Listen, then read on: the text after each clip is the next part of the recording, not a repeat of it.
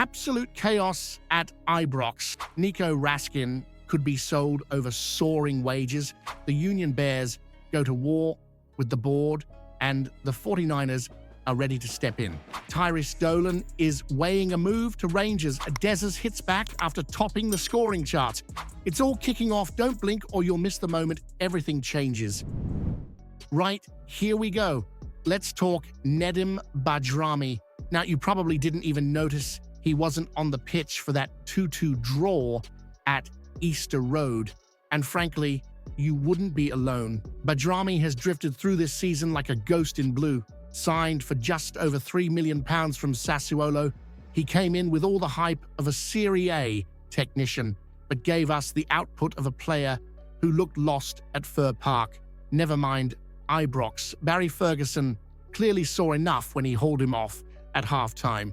During the 4-0 win against Aberdeen, that was a match Hamza Igamane came on and actually injected some life into the side, reminding us what an attacking midfielder should look like. Derek Ferguson, never shy of a strong opinion, said outright he wouldn't have let Badami pull on a Rangers jersey again.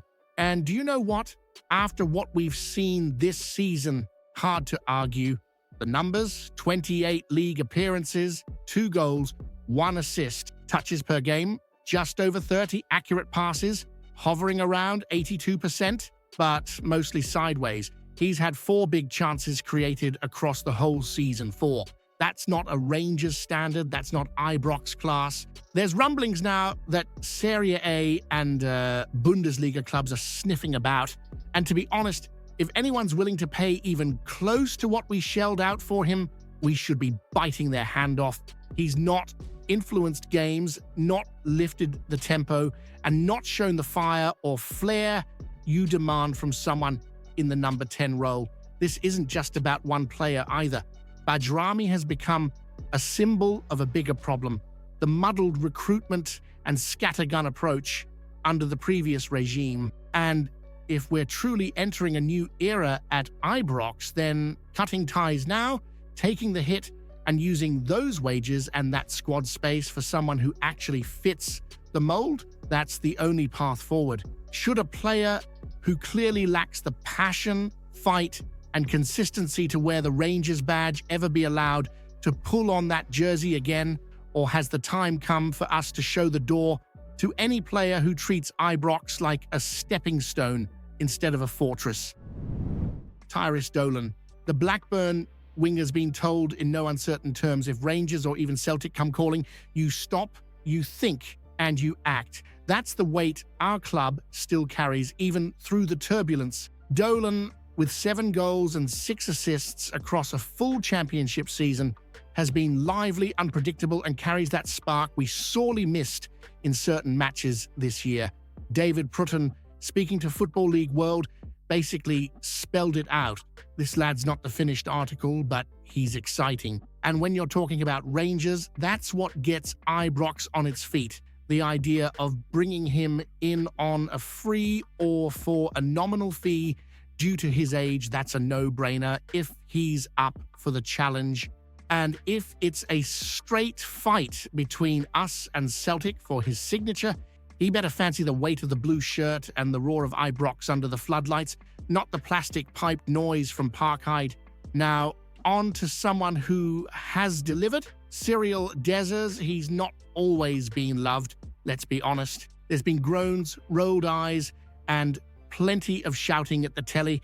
But there he is, standing at the season's end with 29 goals in all competitions, 18 in the league, and the Scottish Premiership's top scorer crown on his head. He's admitted it himself. It's not the big trophy we craved, but that Instagram post, a wee reward for never giving up, shows a bit of humility, a bit of steel, and frankly, a bit of class. That 50-goal mark came quietly, but it's still a marker not many foreign strikers reach at Ibrox. And big Nico Raskin jumping in with never give up. The mentality, you can see the togetherness there. And speaking of players stepping up, John Souttar and Connor Barron have earned call-ups to the Scotland squad. You love to see it. Barron especially, who's still got so much potential to unlock, Add in Nathan Patterson, who continues to rise down south, and Billy Gilmore pulling strings for Napoli. There's a wee thread of Ibrox pride running through that Scotland midfield, past and present. If Tyrhys Dolan has to choose between Rangers and Celtic this summer, would you even want a player who'd hesitate for a second before picking Ibrox? Nico Raskin, 48 appearances, 5 goals, 11 assists, Belgium international, and now potentially on the chopping block. According to Chris Boyd, Rangers might be forced to sell Raskin, not because he's underperforming, far from it, but because his wage demands might be soaring beyond what the club can manage. The lad's tied down until 2027, but as Boyd rightly points out, that's only 2 summers away, and in football terms, that's tomorrow. Now, you and I both know what happened with Ryan Kent and Alfredo Morelos, 2 key players, 2 men who, at their peak, could have commanded serious fees, but they were allowed to dawdle. Their contracts ran down, and we waved them off for free. That sort of mismanagement can't happen again. Not with a player like Raskin, not in this rebuild. He's one of the few who stood out in this patchy, at times painful campaign. Whether it was under Clement or Barry Ferguson, Raskin played like a man who knew the standards expected at Ibrox. He's one of the rare midfielders we've had lately who can pass, press, and pivot without needing a second invitation. But here's where it gets sticky. If Raskin is now commanding Premier League level wages, can Rangers afford to keep him, or would a bumper sale now be smarter business? Sell him this summer, take in a hefty fee, reinvest wisely, and avoid another Morelos-style saga? Or do you break the bank, offer him a pay rise, maybe even make a gentleman's agreement to let him leave in 12 months just to preserve value? With new owners coming in and yet another managerial reset on the horizon, it's a decision that could define the next phase of our club. Lose Raskin now and you risk ripping the heart out of the midfield. Keep him and you might be straining a wage structure already creaking. If Nico Raskin demands wages that put him among the top earners at Ibrox, should Rangers break the structure to keep him, or is nobody bigger than the badge, no matter how talented they are? The Union Bears. Love them or loathe them, you can't deny their presence, their tifos, their noise, their passion. They are part of what makes Ibrox feel like Ibrox on a match day. But the friction with the club boiled over this season, and the flashpoint, that now infamous tifo against Celtic, take aim against the rebel scum with Graham Souness holding a shotgun. Now say what you want about tone and timing, but it was never going to sit quietly with the suits. The club publicly rebuked it, saying the display crossed the line. But the Union Bears fired right back, literally with their banner against Aberdeen. Jumped the gun and lost the fans. No apology, no surrender. That's not subtle. That's defiant. That's war paint on the wall.